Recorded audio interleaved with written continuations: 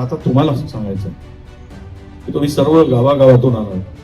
मला मी तर इल्मे साहेब, मी 22 तारखेला भंडाऱ्याच्या मोर्चामध्ये मी येतो आहे, मी स्वतः येतो.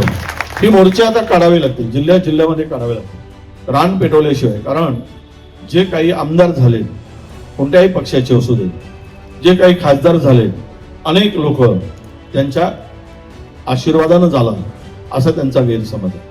नेत्यांच्या आशीर्वादानं आम्ही आमदार झालो असं त्यांचा गैरसमज आहे. यांची नशा आणि मस्ती उतरवायची असेल तर तुम्ही ओबीसीच्या भरोश्यावर आमदार खासदार झालात हे एकदा दाखवून द्यावं लागेल.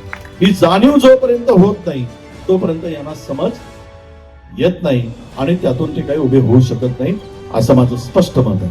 आणि ती ताकद उभा करायची असेल, मी सगळ्या पद्धतीनं तुमच्या पाठीशी, जे होईल ते होईल.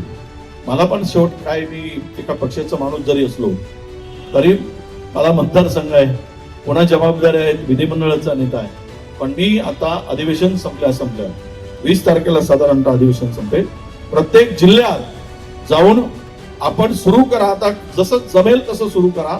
ओबीसीच्या जनगणनेमध्ये ओबीसीचा स्वतंत्र कलम असलाच पाहिजे यासाठी तालुका स्तरावर तुम्ही धरणे आंदोलन सुरू करा.